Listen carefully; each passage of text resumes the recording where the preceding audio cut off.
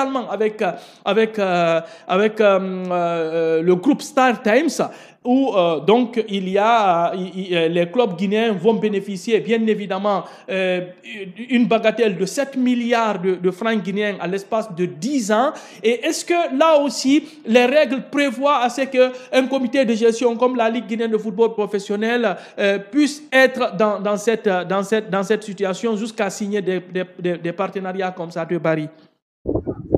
Justement, merci beaucoup pour cette question. Moi, je pense qu'aujourd'hui, l'opinion discute au niveau des faits factuels, mais il faut se poser la question de la qualification juridique de ce contrat. D'abord, la capacité juridique de celui qui engage aujourd'hui, c'est du non-droit.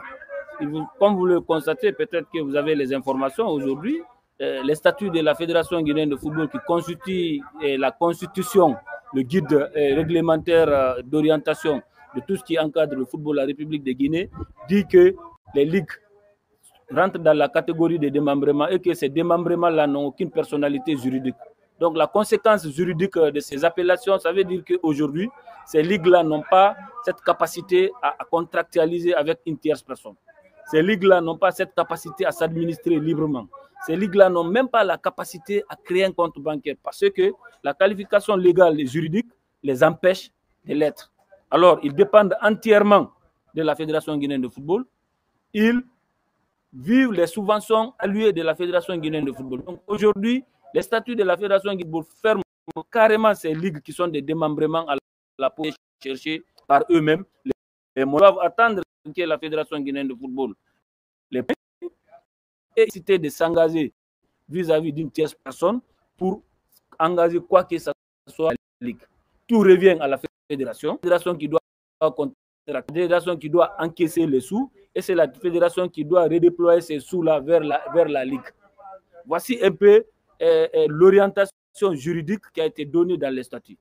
Moi, je suis très content que ça arrive comme ça parce que moi, mes difficultés à la fédération ont commencé à ce niveau lorsque je me suis opposé catégoriquement à ce que les ligues soient dépossédées de leur personnalité juridique. La présidente d'alors m'a traité de saboteur, je le dis haut et fort maintenant, et que moi, je suis inscrit dans la dynamique de l'équipe qui est sortante. D'ailleurs, j'appartiens à cette équipe, donc je suis un saboteur. Alors, d'après ses conseils, elle a essayé de concevoir un statut juridique de démembrement tel que c'est mentionné actuellement dans nos statuts, qui, on n'est même pas sorti de la normalisation, commence à créer ces effets juridiques de façon négative. Moi, je me dis aujourd'hui qu'il faudrait beaucoup faire attention sur la qualification juridique des faits et gestes. Donc, en résumé, si c'est la Ligue professionnelle qui a signé un engagement, quoi qu'il soit, nul et de nul effet du point de vue de droit, et que c'est la personne physique, je le dis bien entendu, de celui qui l'a signé qui est engagé. Et que Star Time aussi n'a aucune capacité de poursuivre la Ligue professionnelle devant une juridiction compétente. Parce que la Ligue guinéenne de football professionnel n'est pas de tonalité juridique. Alors, dans l'interprétation et dans la qualification juridique des faits par rapport à la signature de ce contrat, c'est ce que moi je tenais à dire pour que l'opinion soit informée.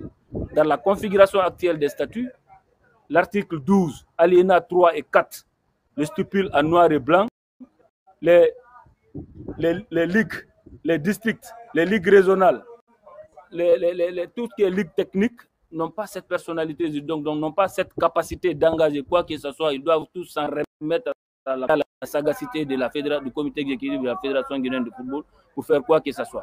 Donc ça, ce sont des dispositions qui constituent un frein au développement du football.